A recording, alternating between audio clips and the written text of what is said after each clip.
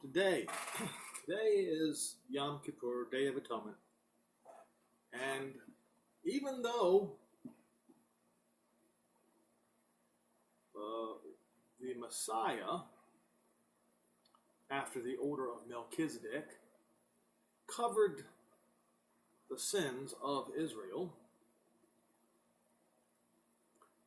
I want to go ahead and look at Leviticus 16. But before I get started on that, I want to get some context of where I'm going with this. And it has to do with the latest happenings in the Middle East, where Russia and its proxies have been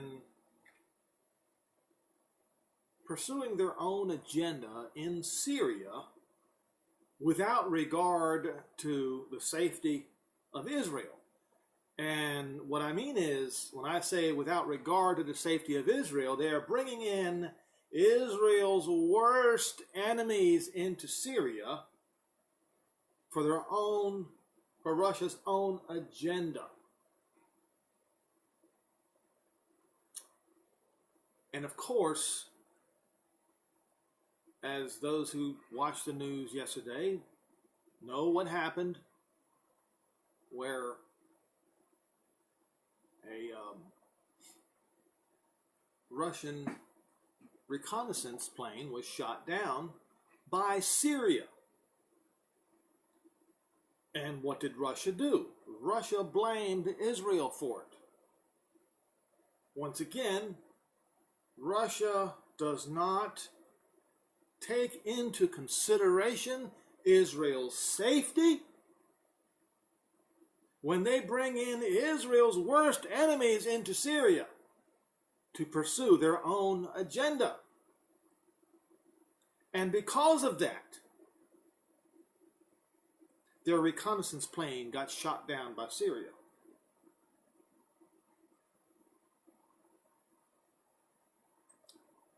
So, I'm going to try to get first things first here. One thing that I saw that actually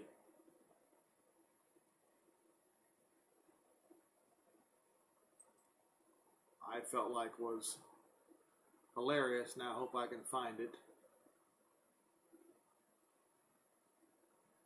It was a comment on that was taken off of Zero Hedge.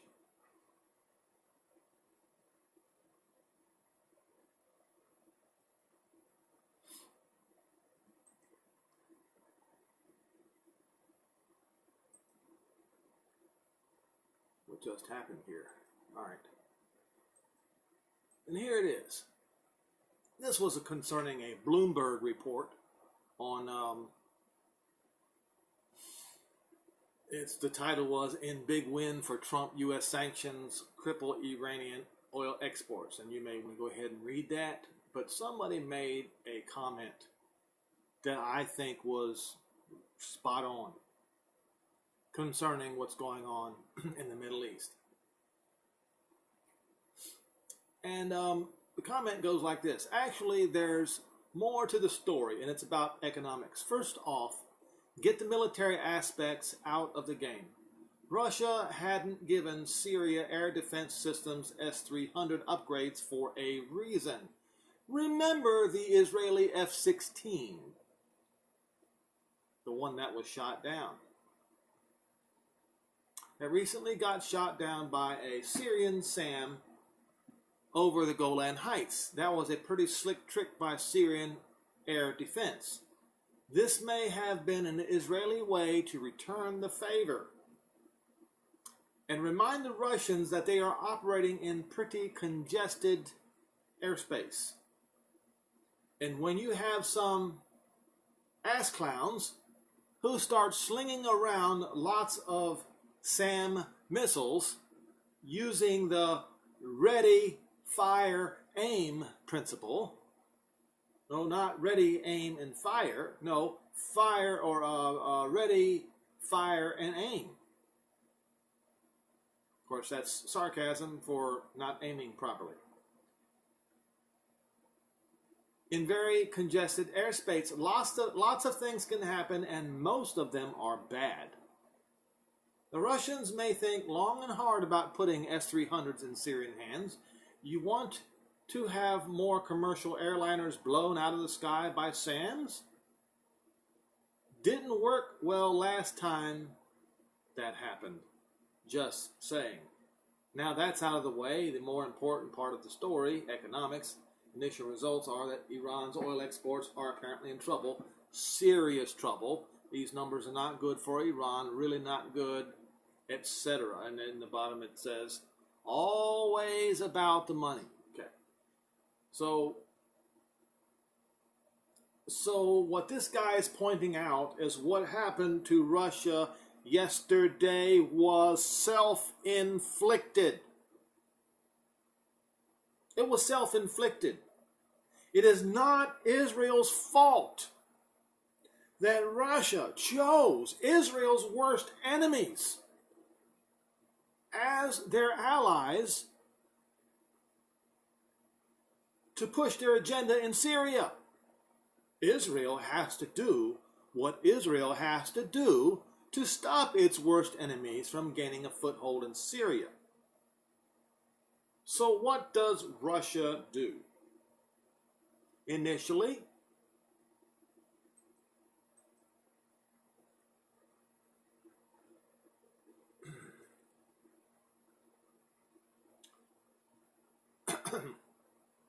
let's see if I can find it again.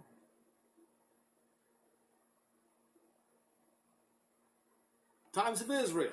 Netanyahu, Putin talk amid tensions over downing of Russian spy plane. And the story was yesterday. Putin absolves Israel in downing of spy plane. This is the title now. But check this out. This is perverse. But warns Prime Minister, don't let it happen again. Excuse me? Mr. Putin, it was your fault. You are the one who dragged in or who invited into Syria Israel's worst enemies. And you cannot expect Israel to just lay down and let you run over them. Right? Now, another thing, before I continue with where I was going to start with.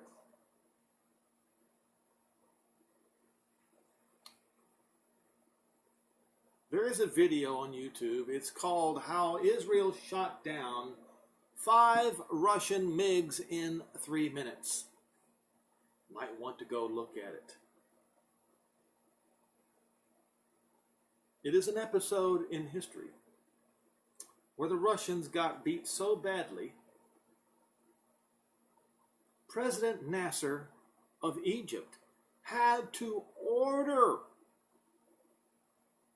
his troops not to laugh at their Russian instructors.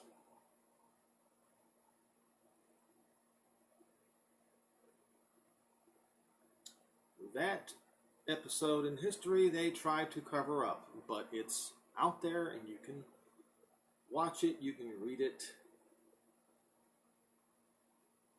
And apparently Russia has not learned their lesson. Now, we're getting a little bit closer to the context I want to bring out today.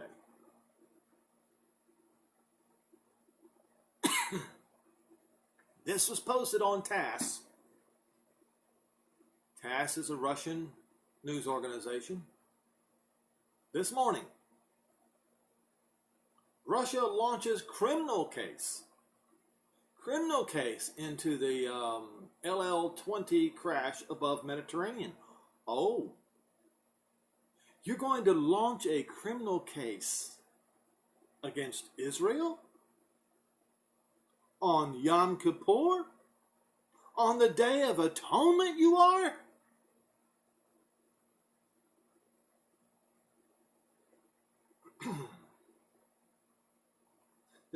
The Chief Military Investigation Department of Russian Investigative Committee has launched a criminal case into the crash of Russia's, it's either II-20 or LL-20 plane above the Mediterranean Sea. Committee spokesperson Svetlana Petrenko told reporters. I don't need to read any more of that. You know where that's going.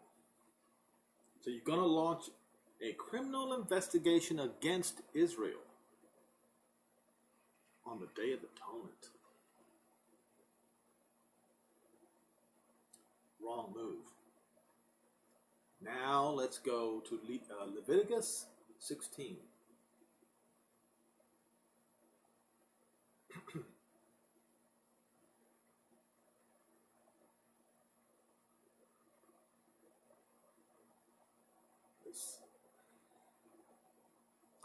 Verse 1, And Jehovah spoke to Moses after the death of the two sons of Aaron, and then when they offered before Jehovah and died. And Jehovah said unto Moses, Speak unto Aaron your brother, and that he come not at all times into the holy place, within the veil before the mercy seat, which is upon the ark, that he die not. For I will appear in the cloud upon the mercy seat, which is upon the ark, or mercy seat. Thus shall Aaron come into the holy place with a young bullock for a sin offering, and a ram for a burnt offering. He shall put on the holy linen coat, and he shall have the linen breeches upon his flesh, and shall be girded with a linen girdle, and with a linen mitre, a linen hat, shall he be attired. These are the holy garments. Therefore he shall wash his flesh in water, and so put them on. And he shall take of the congregation of the children of Israel 2 kids of the goats. Wait a minute. 2 kids of the goats for a sin offering, and 1 ram for a burnt offering. And Aaron shall offer his bullock of the sin offering, which is for himself, and make an atonement for himself and for his house. Please note, folks, that we are no longer under the Levitical priesthood, but the priesthood after the order of Melchizedek. Okay? But this whole thing is worthwhile understanding, because within it you get, like I said, context, understanding. And he shall take the 2 goats and present them before Jehovah at the door of the tabernacle of the congregation. And Aaron shall cast lots upon the 2 goats, one for Jehovah and the other one for Azazel. And that just means removal. Entire removal. And Aaron shall bring the goat upon which Jehovah's lot fell, and offer him for a sin offering. But the goat on which the lot fell to be the removal goat shall be presented alive before Jehovah to make an appeasement with, or to send Azazel into the desert. And Aaron shall bring the bullock of the sin offering, which is for himself, and shall make an atonement for himself and for his house, and shall kill the bullock for a sin offering, which is for himself. Once again, Aaron represented the Levitical priesthood, a sinful priesthood, and we are now, the priesthood is now after the order of Melchizedek, who had no sin.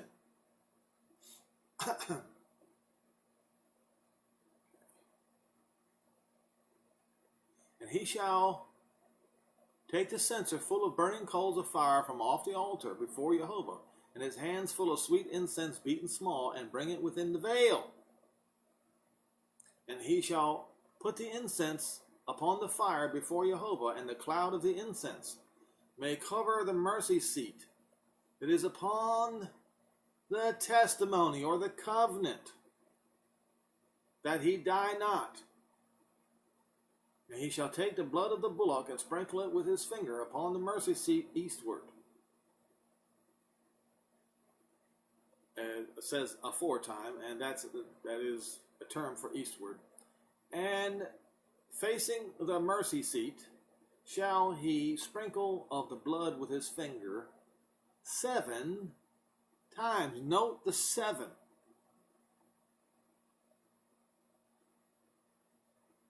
Reminds me, well, I'll talk about that later.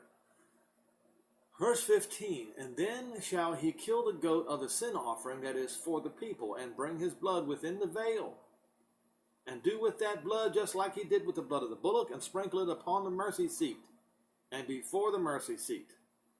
And he shall make an atonement for the holy place, because of the uncleanness of the children of Israel, because of their transgressions and all their sins. And so shall he do for the tabernacle of the congregation that remains among them in the midst of their uncleanness. And there shall be no man in the tabernacle of the congregation when he goes in to make an atonement in the holy place, until he come out, and shall have made an atonement for himself and for his household and for all the congregation of Israel. That he shall go out unto the altar that is before Jehovah, and make an atonement for it, and shall take the blood of the bullock and the blood of the goat, and put it upon the horns of the altar round about, and he shall sprinkle of the blood upon it with his finger 7 times, and shall cleanse it, and make it holy from the uncleanness of the children of Israel. Now, since Yehoshua Messiah, sinless, has covered all the sins of Israel, that's right, if Yehoshua Messiah, as it is understood, replaces all the sacrifices, that means he has covered all the sins of Israel.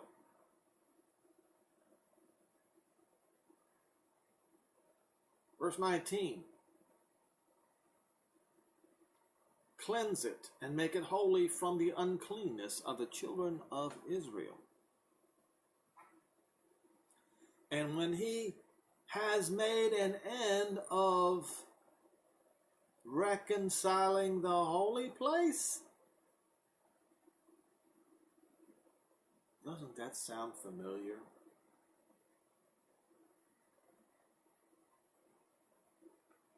Daniel 9 comes to mind, doesn't it? Yes. The more you read this, the more you realize this is about Daniel 9, but not just any old Daniel 9.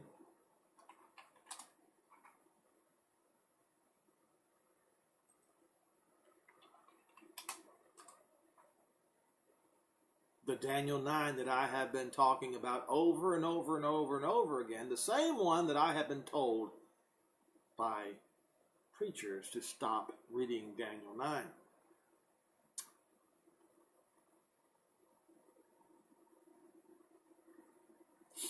Verse 24, 70 weeks are determined upon your people and upon your holy city to finish the transgression. Here goes that word again. And to make an end of sins,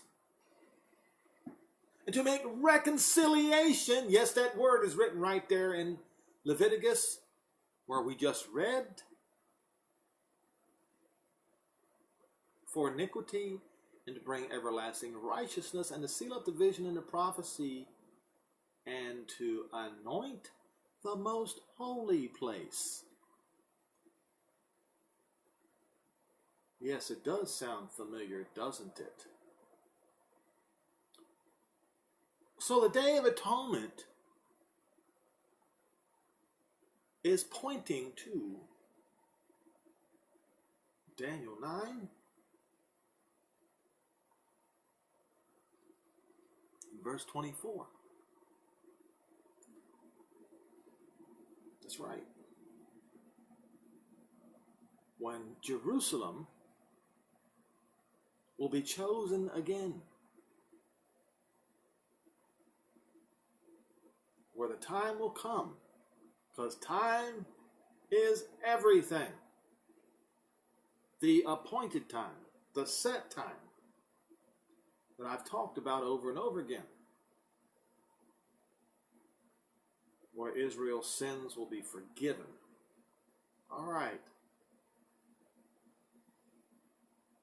Let's see, I'm trying to...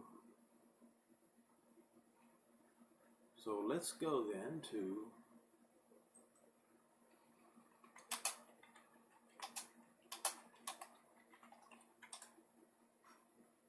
Daniel 7, verse 22.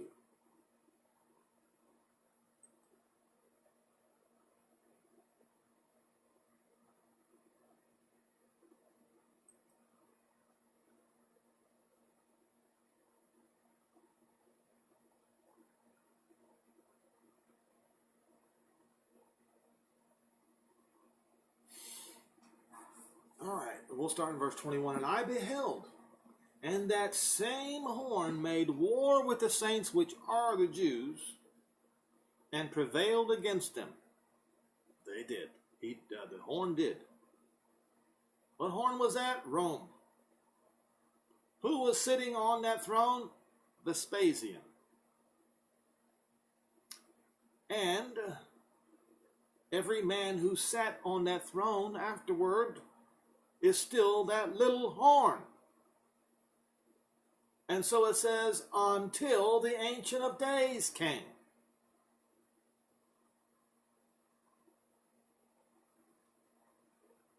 Until the Ancient of Days came, which is the Father, our Father in heaven. And judgment was given to the saints of the Most High. Now, it is written a little differently in another translation, and I'll try to find it. Verse 22.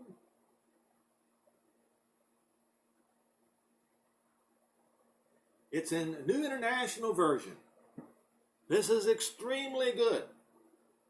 And I watched this horn waging war against the holy people and defeating them until the Ancient of Days came and pronounced judgment in favor of the holy people of the Most High, and the time came that they possessed the kingdom. Day of Atonement, folks.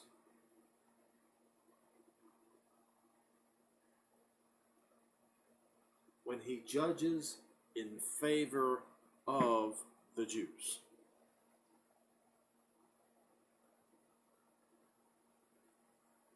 On the Day of Atonement, on Yom Kippur, Russia is taking Israel to court and trying to enter into judgment against Israel. So what does the little horn have to do with this? Let me show you something. Revelation.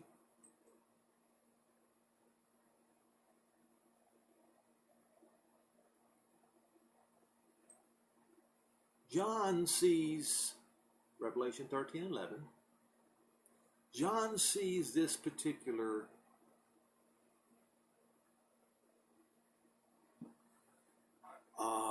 little horn, not in a different manner, but with more insight.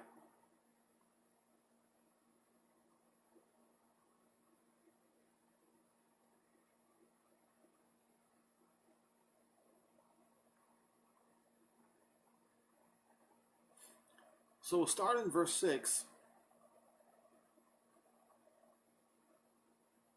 Actually, we'll start in verse 5.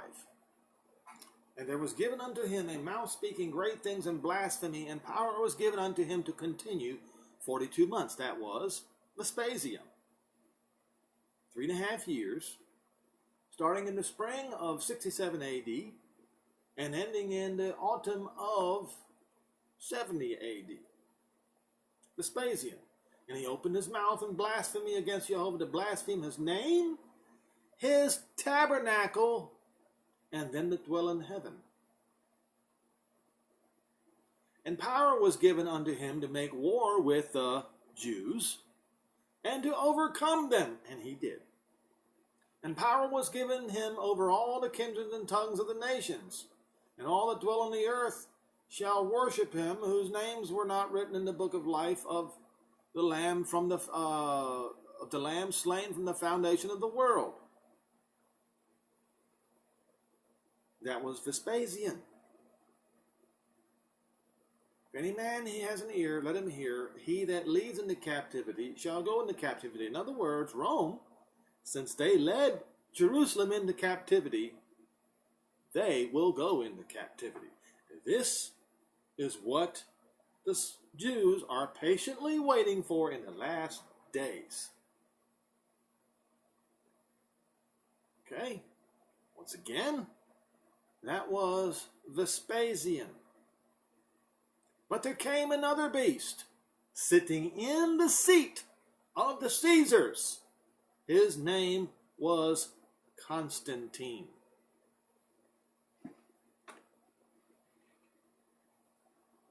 Verse 11, and I beheld another beast coming up out of the earth. He had 2 horns like a lamb, and he spoke as a dragon. It took me a long time to understand this, but I finally am able to understand it.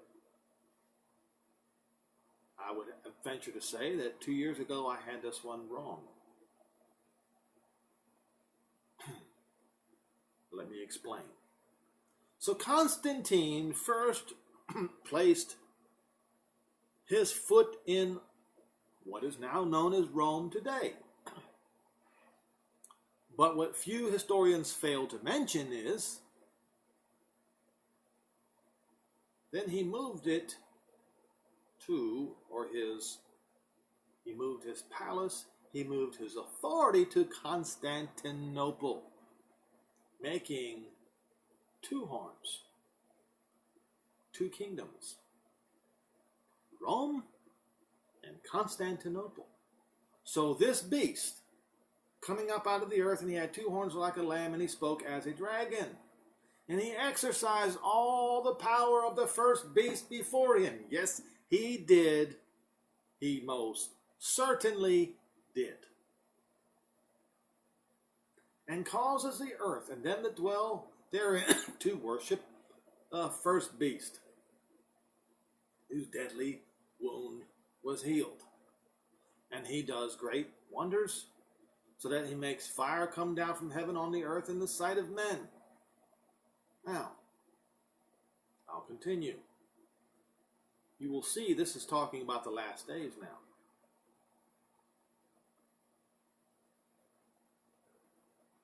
And these rulers, these 2 horns,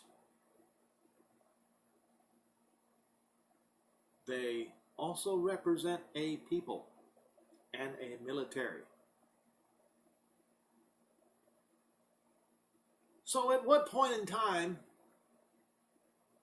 were kingdoms, you might say, able to make fire come out of heaven? As the kind that would cause 1/3 of mankind to be wiped off the face of the earth. As it says, I believe in the sixth trumpet, I think.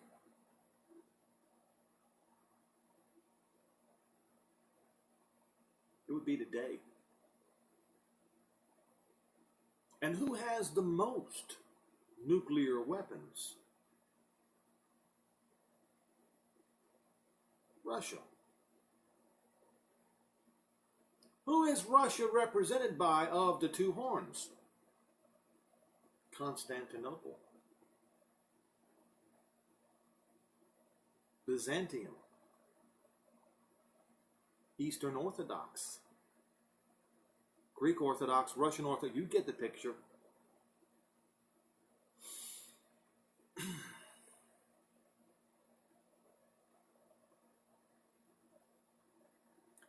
And he does great wonders, makes fire come down from heaven upon the earth in the sight of men, and deceive them that dwell on the land by the means of those wonders which he had the power to do in the sight of the beast.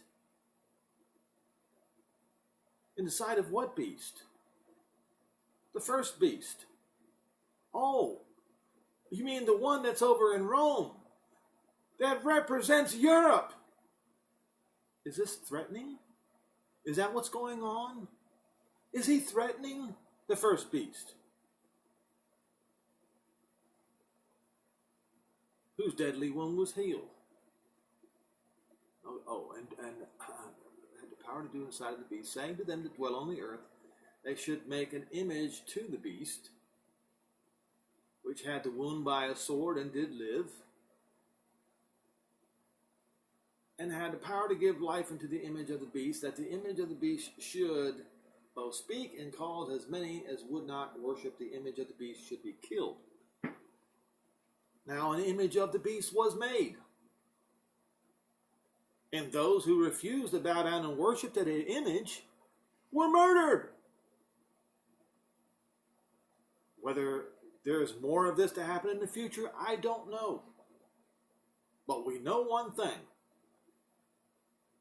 Those who refuse to bow down and worship that image that you see at Sunday's church services and all of Christianity, or of 99.9% of Christianity, they have the image of the beast made of wood, silver, or gold, and they all fall down and bow down and worship it. It was made in the image of the son of one of the guys at the Vatican. And both horns do worship that beast. Okay?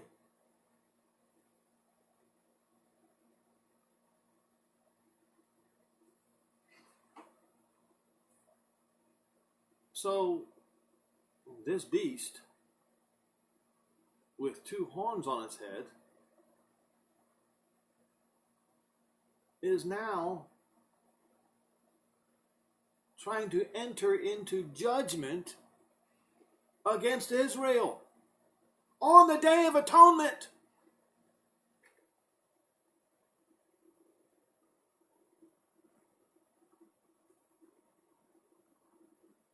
Unbelievable.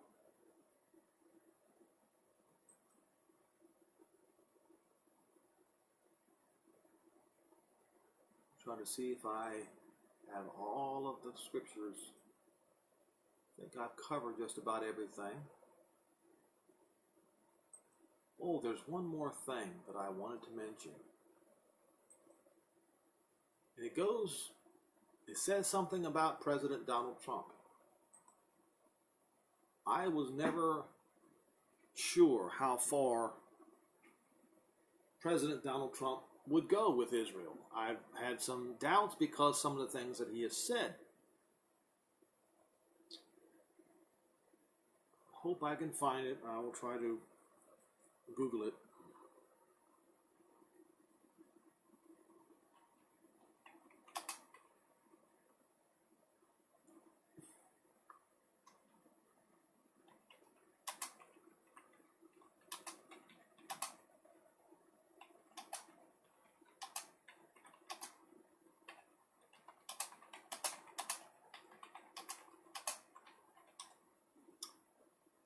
Should find it by. Okay, here it is. The Times of Israel. This is also while. Now think about this for a minute, folks.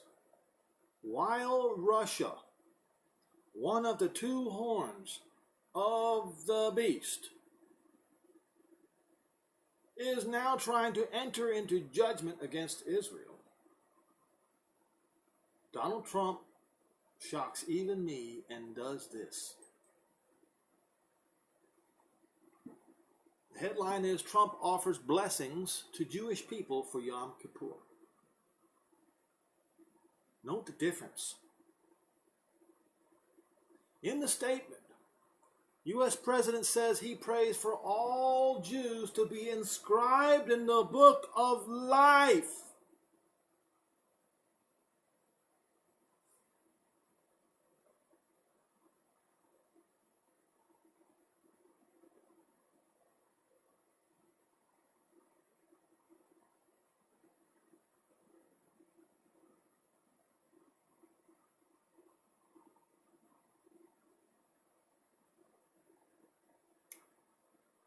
So I'm going to read the text of what he said, word for word.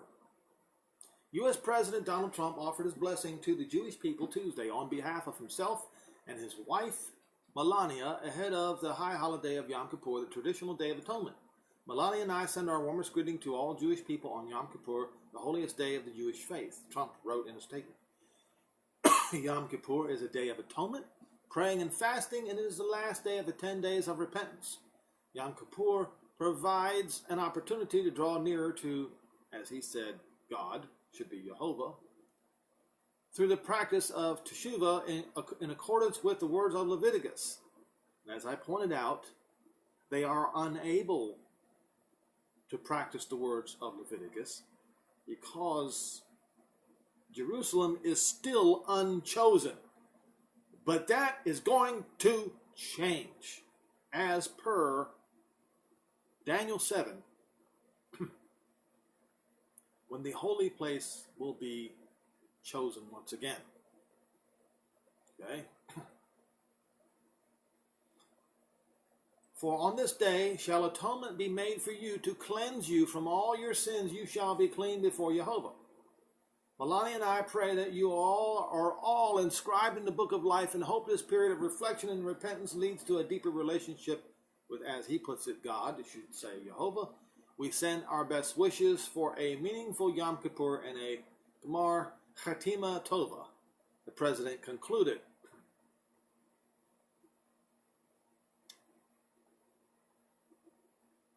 So, that was very different. Very, very different from what President Putin did. You have one side entering into judgment against Israel, and you have the other side of the equation praying that all Jews will enter into the book of life, inscribed into the book of life.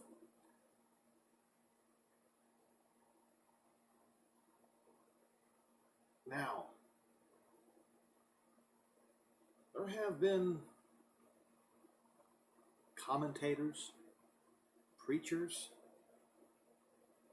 and some of these preachers in Israel declaring Russia's innocence in this serious situation over and over and over and over again.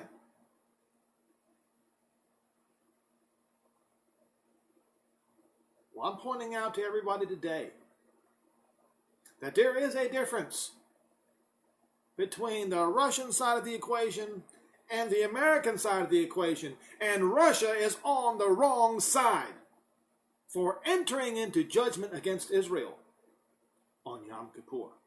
It is blasphemous. And it will be paid back in full.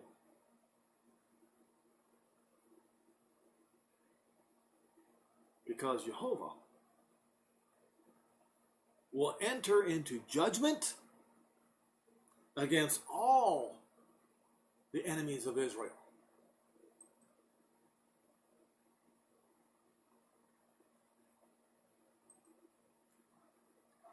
Especially the one he makes an example out of. Ezekiel, is it 38?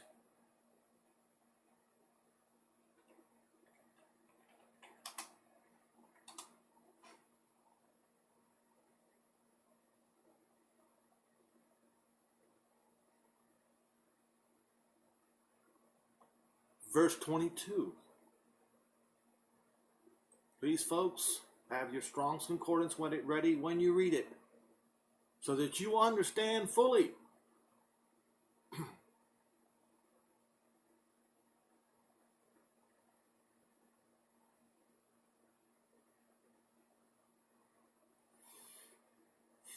Verse 22.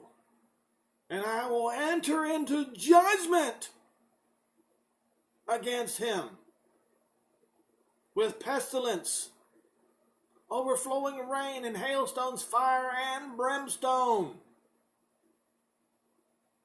Who is he going to enter into judgment against? The northern army. Verse 1. The word of Jehovah came unto me, saying, Son of man, set your face against Gog, the land of Magog, the chief prince of Meshech and Tubal, and prophesy against him, and say, Thus saith Jehovah Elohim, Behold, I am against you, O Gog, Rosh, prince of Meshech and Tubal.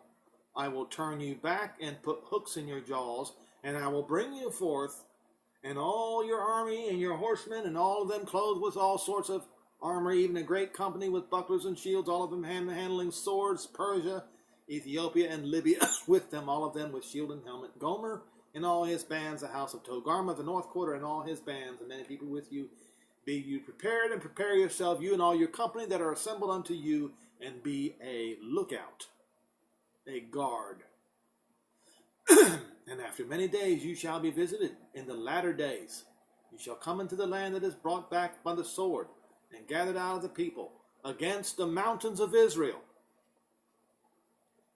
What mountains? The northern mountains. Northern army has to come in. He comes through the north, and that's where the mountains are. The mountains that have always been waste, but now is brought back of the nations, and they shall dwell safely, all of them, and you shall ascend, and come like a storm, and you shall be like a cloud, to cover the land, you and all your bands, and many people with you. Thus saith Jehovah Elohim, it shall come to pass that at the same time shall things come into your mind, and you shall think an evil thought.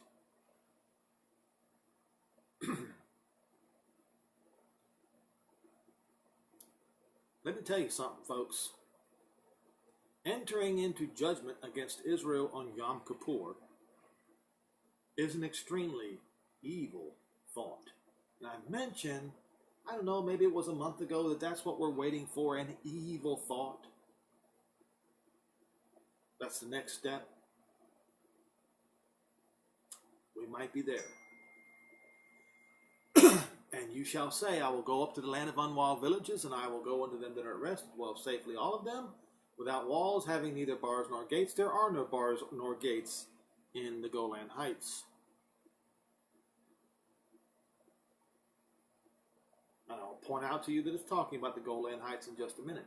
To take a spoil and to take a prey, to turn your hand upon the desolate places that are now inhabited, and upon the people that are gathered out of the nations, which have gotten cattle and goods, that dwell in the midst of the land, Sheba and Dedan, and the capitalists of the West, with all their young lions, shall say to you, Are you come to take a spoil? Have you gathered your company to take a prey, to carry away silver and gold, to take away cattle and goods, to take a great spoil? Which means they are operating in a covert manner.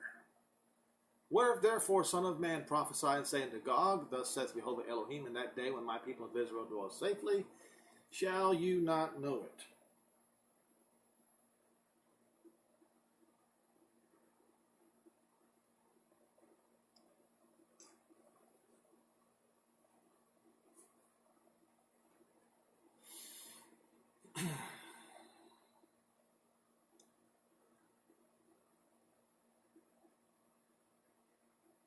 I will bring you against my land, and that the heathen may know me, when I shall be sanctified in you, O Gog, before their eyes. Thus saith Jehovah Elohim.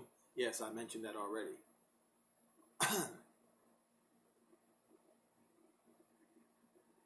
Verse 18, It shall come to pass that at the same time, when Gog shall come against the land of Israel, saith Jehovah Elohim, that my fury shall come up in my face, for in my jealousy and in my fire of my wrath have I spoken. Surely in that day there shall be a great quaking in the land of Israel, so that the fishes of the sea and the fowls of the heaven and beasts of the field and all the creeping things that are upon the land and all the men that are upon the face of the earth shall shake at my presence, and the mountains shall be cast down, and the steep places shall fall.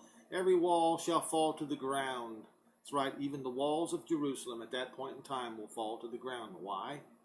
Because they are coming in from the north, where there are no walls or gates, invading.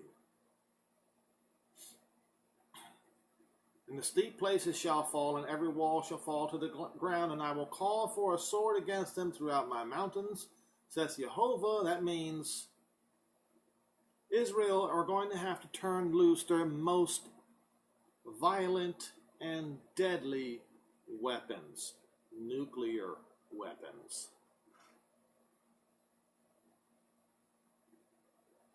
And every man's sword shall be against his brother, and I will enter into judgment against him with pestilence, with blood, and rain upon him and all his bands, and upon the many people that are with him, and overflowing rain, great hailstones, fire, and brimstone. This is the way I will magnify and sanctify myself, and will be known in the eyes of many nations, and they shall know that I am Jehovah. So you see,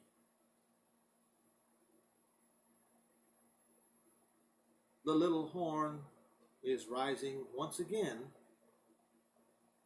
as one of the two horns of the beast against Israel, entering into judgment against Israel on the Day of Atonement, which is blasphemy.